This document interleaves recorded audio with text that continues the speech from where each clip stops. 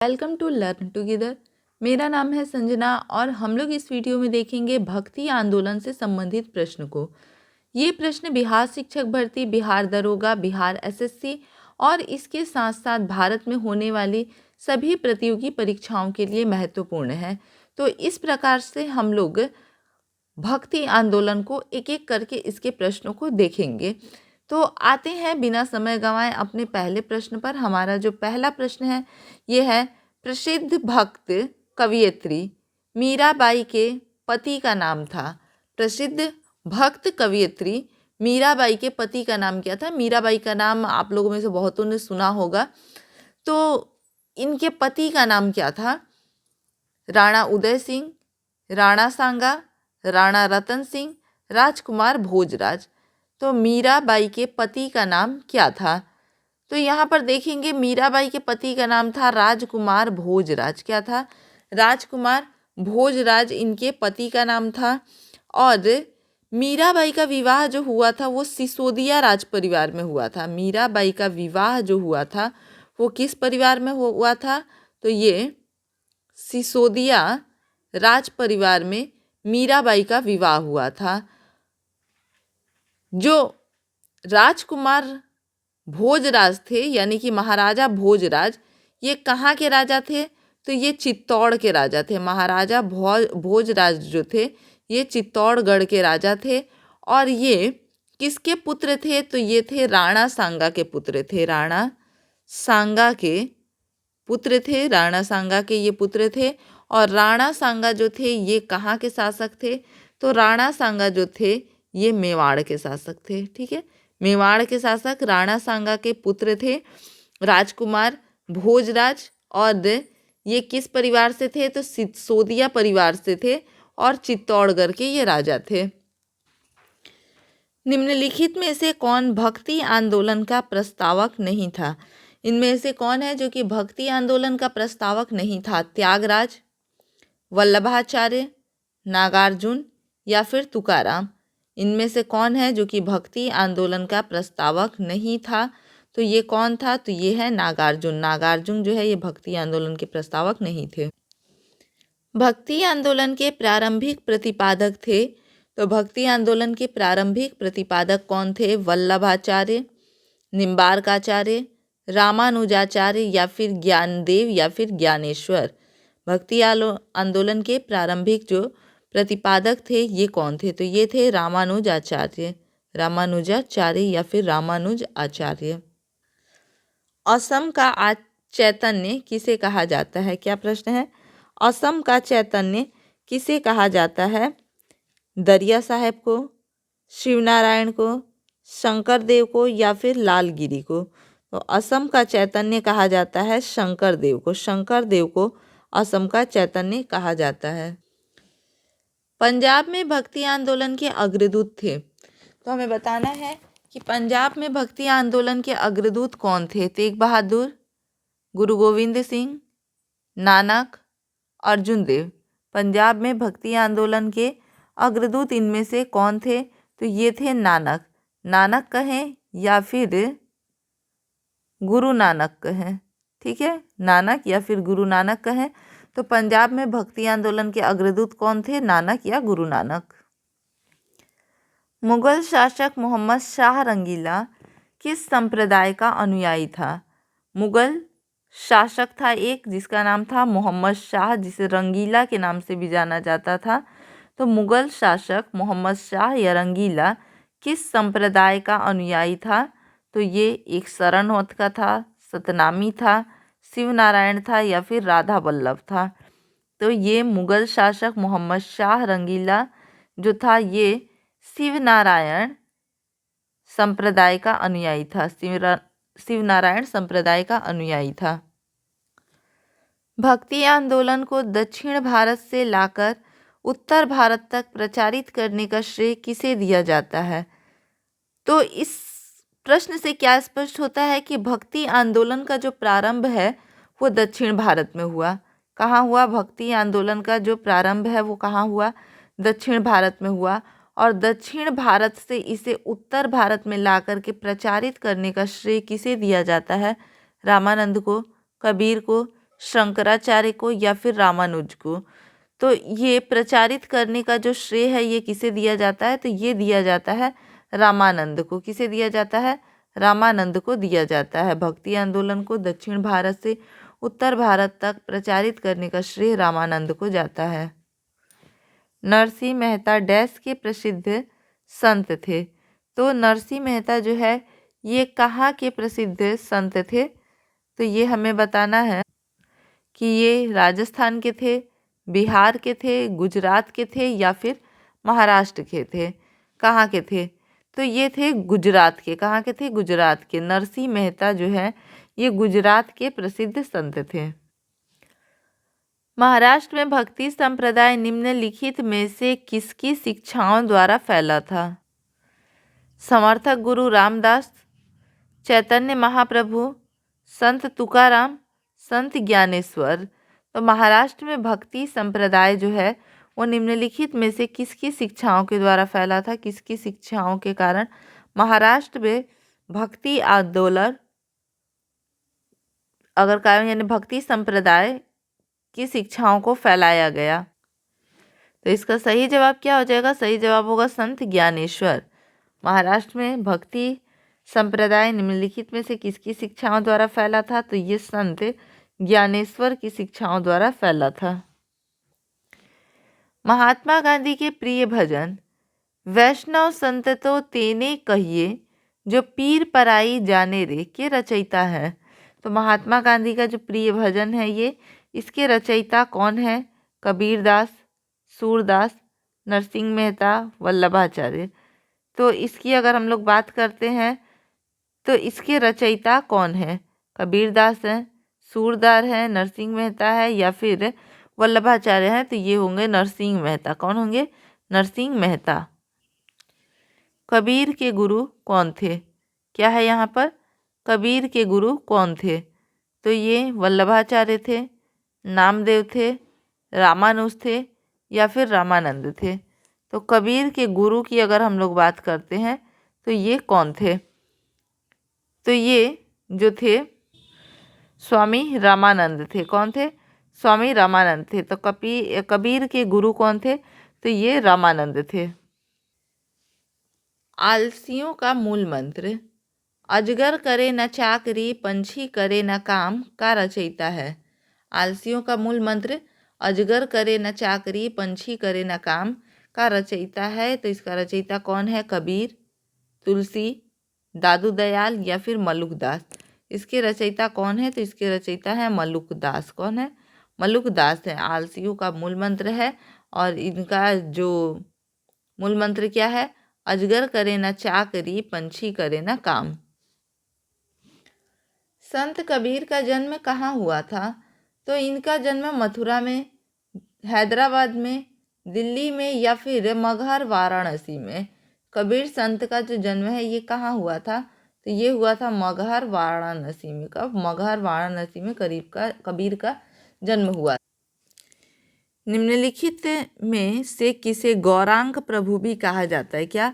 गौरांग प्रभु भी कहा जाता है। निम्नलिखित में से किसे? रामानुज को, शंकराचार्य को, चैतन्य को या फिर वल्लभाचार्य को। तो गौरांग प्रभु जो है ये किसे कहा जाता है? तो ये कहा जाता है चैतन्य महाप्रभु को। किसे? चैतन्य महाप्रभु को गौरांग प्रभु भी कहा जाता है। चैतन्य महाप्रभु किस संप्रदाय से जुड़े हुए थे? तो ये वाकरी संप्रदाय के थे, गौड़ीय संप्रदाय के थे, श्री संप्रदाय के थे या फिर इनमें से कोई नहीं। चैतन्य महाप्रभु किस संप्रदाय से जुड़े थे? तो ये जुड़े हुए थे गौड़ीय संप्रदाय से। किससे? गौड़ीय संप्रदाय से जुड़े हुए थे। उड़ीसा नरेश प्रताप रुद्र किस वैष्णव संत का शिष्य था? ये जो था ये किस वैष्णव संत का शिष्य था? कबीर का, चंडीदास का, चैतन्य का या फिर शंकरदेव का? तो इसका सही जवाब क्या हो जाएगा? हो जाएगा चैतन्य। क्या होगा? चैतन्य। उड़ीसा नरेश प्रताप रुद्रदेव किस वैष्णव संत का शिष्य था? तो ये चैतन्य का शिष्य था। पुष्टि मार्ग के दर्शन की स्थापना किसने की? तो ये सूरदास ने, वल्लभाचार्य ने, चैतन्य ने या फिर नानक ने। किसने की? पुष्टि मार्ग के दर्शन की स्थापना जो है ये किसने की? तो ये की किसने? वल्लभाचार्य ने। किसने? वल्लभाचार्य ने इसकी स्थापना की। चैतन्य महाप्रभु का जन्म स्थल है, जन्म स्थल इनका कहाँ पर है? तो ये निम्बापुर में है, मगहर में है, नदिया या फिर नवद्वीप में है, या फिर तलवंडी में है। तो चैतन्य महाप्रभु का जो जन्म है वो कहाँ पर हुआ? तो इनका जन्म हुआ था कहाँ पर? नदिया या फिर नवद्वीप में। कहाँ हुआ था? नदिया या फिर नवद्वीप में चैतन्य महाप्रभु का जन्म स्थल है। किस संत ने ईश्वर को अपने पास अनुभव करने के लिए नृत्य एवं गीतों यानी कि कीर्तनों का माध्यम बनाया?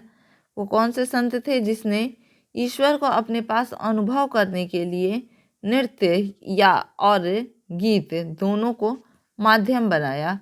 ज्ञानदेव थे, चैतन्य महाप्रभु थे, शंकर देव थे, या फिर चंडीदास थे? तो ये जो सही जवाब इसका होगा ये क्या होगा? चैतन्य महाप्रभु होगा। क्या होगा? चैतन्य महाप्रभु। बंगाल और उड़ीसा में वैष्णववाद को लोकप्रिय बनाने का श्रेय किसे है?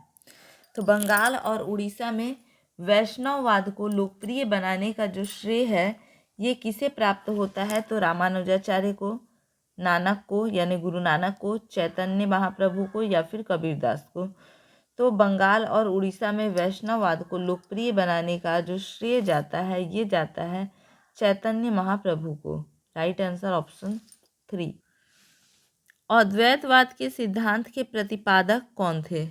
अद्वैतवाद के सिद्धांत के प्रतिपादक जो हैं ये कौन थे? तो मध्वाचार्य, विवेकानंद, रामानुज, शंकराचार्य। कौन? मध्वाचार्य, विवेकानंद, रामानुज या फिर शंकराचार्य। तो इसका सही जवाब क्या होगा? शंकराचार्य। अद्वैत के सिद्धांत का प्रतिपादक कौन है? तो ये शंकराचार्य हैं। सिख या फिर सिख धर्म का संस्थापक किसे माना जाता है? सिख या फिर सिख धर्म का संस्थापक किसे माना जाता है? तेग बहादुर, गुरु गोविंद सिंह को, गुरु नानक को, गुरु अर्जुन देव को? किसे माना जाता है? तो ये माना जाता है गुरु नानक देव को। किसे? गुरु नानक देव को। क्या होगा इसका आंसर? गुरु नानक देव। गीत गोविंद के रचयिता हैं। गीत गोविंद के रचयिता कौन है? सूरदास, चैतन्य, वाणभट्ट, जयदेव। तो गीत गोविंद के रचयिता कौन है? तो गीत गोविंद के रचयिता की अगर बात की जाए तो ये रचयिता जयदेव है। कौन है? जयदेव। गीत गोविंद के रचयिता जो हैं ये है जयदेव। गुरु नानक का जन्म 1469 ईस्वी में कहाँ हुआ था? अमृतसर, रोपड़, तलवंडी या फिर ननकाना या फिर मुल्तान? तो गुरु नानक का जन्म 1469 ईस्वी में कहाँ हुआ था? तो ये जो है तलवंडी ननकाना में हुआ था। कहाँ? तलवंडी या ननकाना में हुआ था। और ये कब हुआ था? तो 15 अप्रैल 1469 को उसका जन्म हुआ था। भक्ति आंदोलन के दौरान असम में किसने इस आंदोलन का प्रतिनिधित्व किया? भक्ति आंदोलन के दौरान असम में किसने इस आंदोलन का प्रतिनिधित्व किया? तुकाराम ने, नरसिंह मेहता ने, शंकर देव ने, या फिर इनमें से कोई नहीं? किसने? तो भक्ति आंदोलन के दौरान असम में किसने इस आंदोलन का प्रतिनिधित्व किया? तो ये किया था किसने? शंकर देव ने। शंकर देव ने इस आंदोलन का प्रतिनिधित्व किया था। जाति पाति पूछे नहीं कोई, हरि का भजे सो हरि का होय। ये पंक्ति किसकी है? ये पंक्ति जो है ये किसकी है कि जाति पाति पूछे नहीं कोई, हरि भजन भजे, हरि का भजे सो हरि होई। तो ये पंक्ति जो है ये तुलसीदास की है, सूरदास की है, रामानंद की है, या फिर कबीरदास की है? किसकी ये पंक्ति है? तो इसका सही जवाब हो जाएगा रामानंद। जाति पाति पूछे नहीं कोई, हरि का भजे सो हरि का होय। ये पंक्ति जो है ये रामानंद की पंक्ति है। गुरु नानक का धर्म उपदेश है। गुरु नानक का धर्म उपदेश जो है वो क्या है? तो ये धर्म के रूप में सिद्धत्व का, सिखों का एकता का, मानव बंधुत्व का, सिखों को लड़ाऊ संगठन बनाने का। तो गुरु नानक का धर्म उपदेश जो है वो क्या है? तो ये है मानव बंधुत्व का, मानव बंधुत्व का। गुरु नानक का धर्म उपदेश जो है मानव बंधुत्व का है। दास बोध के रचयिता थे। दास बोध के रचयिता कौन थे? रामदास, तुलसीदास, एकनाथ, तुकाराम। दास बोध के रचयिता कौन थे? दास बोध के रचयिता थे रामदास। कौन थे? रामदास थे। निम्नलिखित में से किस भाषा का लोकप्रिय बनाने में कवि चंडीदास का योगदान है? किस भाषा को लोकप्रिय बनाने में कवि चंडीदास का योगदान है? मराठी, गुजराती, बंगाली या फिर हिंदी? किस भाषा का? तो इसका सही जवाब हो जाएगा बंगाली। क्या होगा? बंगाली। निम्नलिखित में से किस भाषा को लोकप्रिय बनाने में कवि चंडीदास का योगदान है? तो ये है बंगाली को। शिवाजी महाराज के आध्यात्मिक गुरु कौन थे? तो इनके आध्यात्मिक गुरु तुकाराम थे, एकनाथ थे, रामदास थे या फिर इनमें से कोई नहीं। तो शिवाजी महाराज के जो आध्यात्मिक गुरु थे ये कौन थे? तो ये थे गुरु रामदास। कौन थे? गुरु रामदास। ये शिवाजी महाराज के आध्यात्मिक गुरु थे। भक्ति को दार्शनिक आधार प्रदान करने वाले प्रथम आचार्य थे। तो भक्ति को दार्शनिक आधार प्रदान करने वाले प्रथम जो आचार्य थे ये कौन थे? माधवाचार्य थे, वल्लभाचार्य थे, रामानुजाचार्य थे या फिर शंकराचार्य थे। तो भक्ति को दार्शनिक आधार प्रदान करने का श्रेय जाता है रामानुजाचार्य को।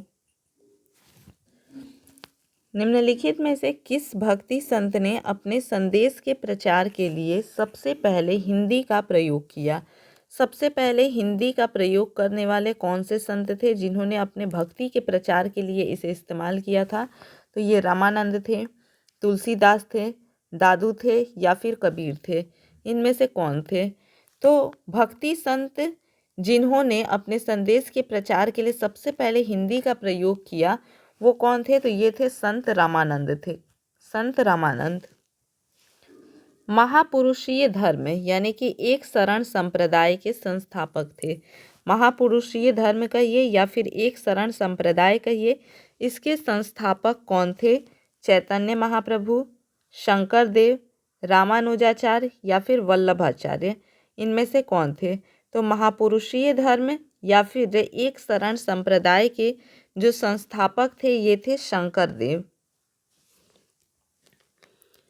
निम्नलिखित में से कौन सा एक सही कालानुक्रम है? यानी सही क्रम में इनमें से कौन है ये बताना है। तो रामानुज चैतन्य शंकराचार्य, शंकराचार्य चैतन्य रामानुज, शंकराचार्य रामानुज चैतन्य या फिर रामानुज शंकराचार्य चैतन्य। तो इसमें जो है सही क्रम में हमें बताना है कि कौन है। तो सही क्रम में जो है ये हो जाएंगे पहले शंकराचार्य, फिर रामानुज और फिर होंगे चैतन्य। शंकराचार्य, रामानुज और चैतन्य। शंकराचार्य का जन्म 788 ईस्वी में केरल के किस गांव में हुआ था?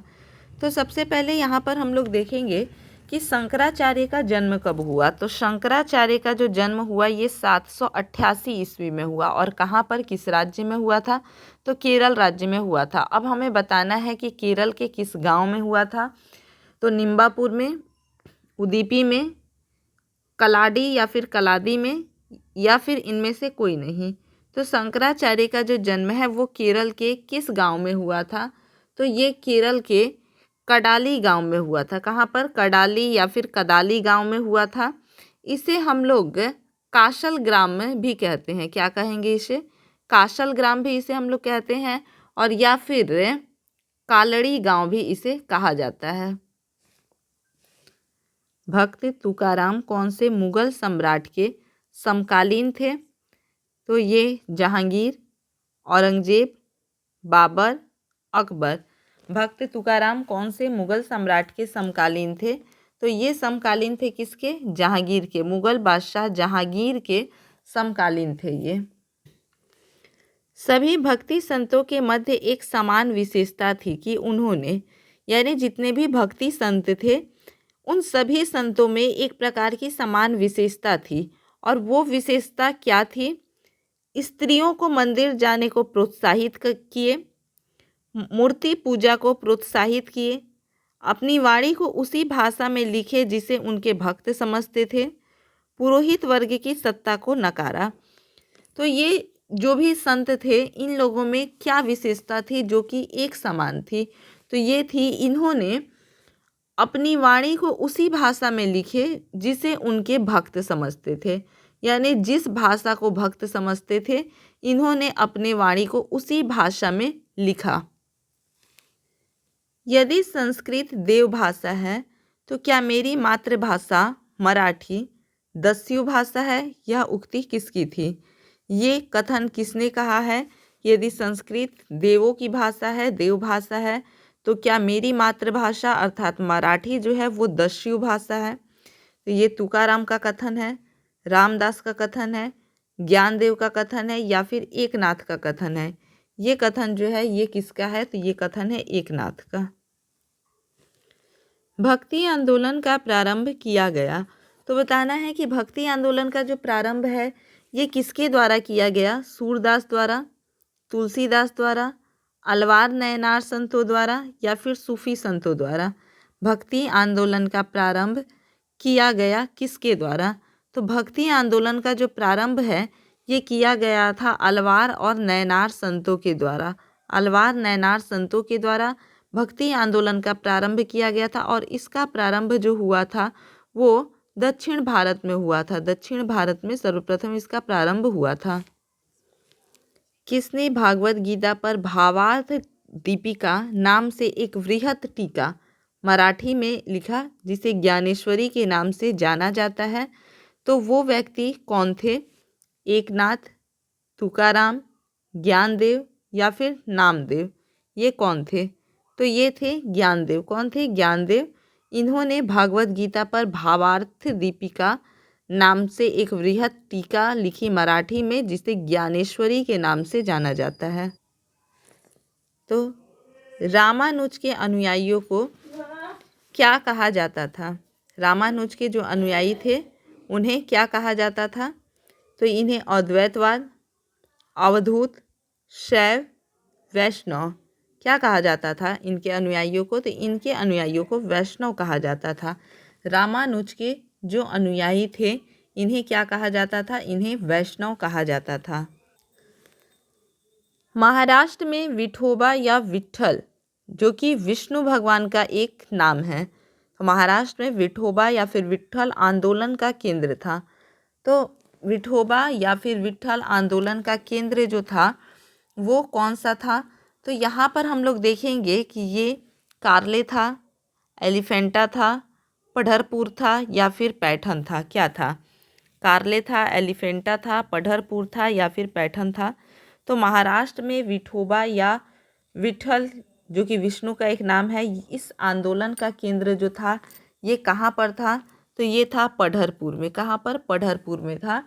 ये महाराष्ट्र का एक प्रसिद्ध तीर्थ स्थल है जो कि भीमा नदी के तट पर बसा यह गांव शोलापुर जिले में अवस्थित है। यानी कि ये जो गांव है ये कहाँ पर है? शोलापुर जिले में है। शोलापुर जिले में अवस्थित है। आदि शंकर जो बाद में शंकराचार्य बने उनका जन्म हुआ था। बताना है आदि शंकर जो बाद में शंकराचार्य बने उनका जन्म कहाँ पर हुआ था? तो ये आंध्र प्रदेश में, केरल में, कश्मीर में, या फिर पश्चिम बंगाल में? इनका जन्म कहाँ पर हुआ था? तो इनका जन्म हुआ था केरल में। कहाँ हुआ था? केरल में हुआ था।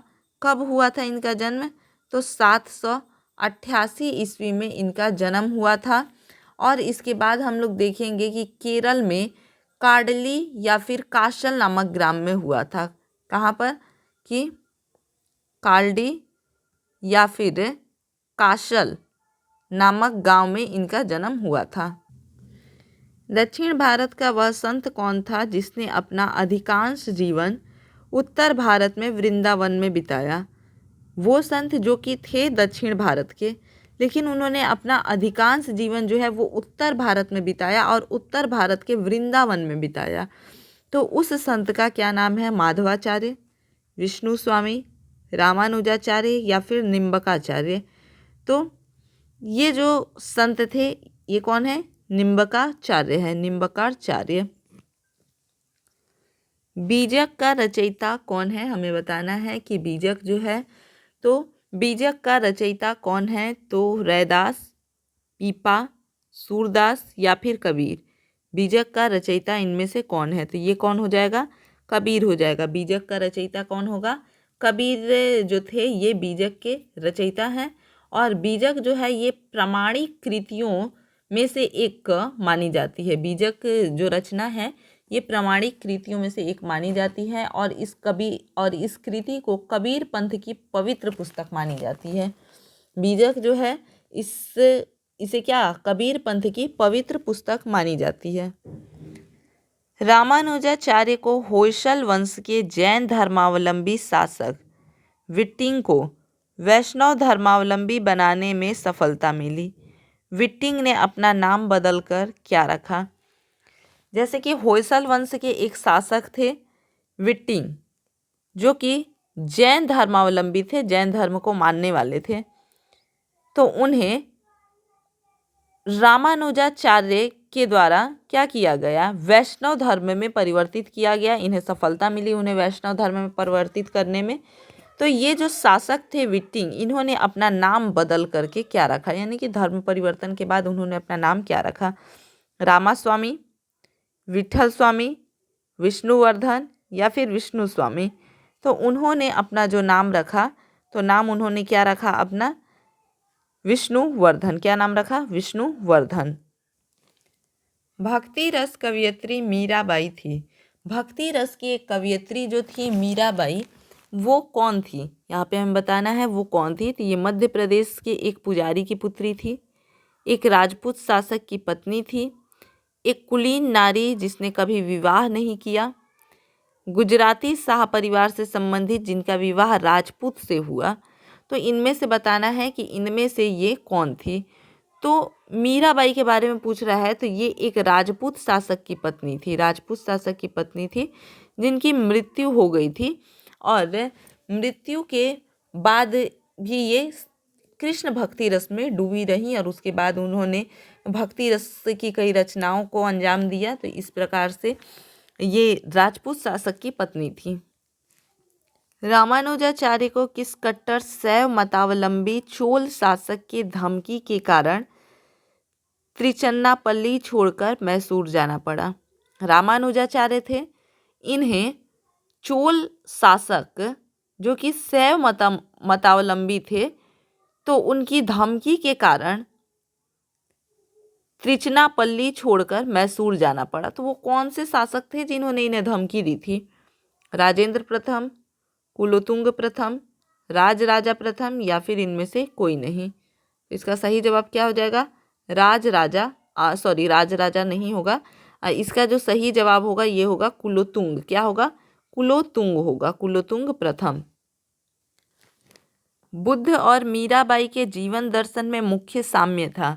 महात्मा बुद्ध और मीराबाई के जीवन दर्शन को अगर हम देखते हैं तो इसमें मुख्य साम्य क्या थे, यानी क्या चीज़ आपको समान देखने को मिलेगा। इन दोनों ने क्या कहा है? तो संसार दुखपूर्ण है, सत्य बोलना, अहिंसा व्रत का पालन, निर्माण के लिए तपस्या। तो इनमें से क्या है जो कि दोनों ने समान बोला है? तो इन्होंने कहा है कि संसार दुखपूर्ण है। संसार क्या है? दुखपूर्ण है। ये निम्नलिखित में से किसे कुछ विचारकों ने प्रछन्न बौद्ध की संज्ञा दी है? निम्नलिखित में से किसे कुछ विचारकों ने प्रछन्न बौद्ध की संज्ञा दी है? तो वो कौन थे? कुमारिल भट्ट, चैतन्य, रामानुजाचार्य, शंकराचार्य।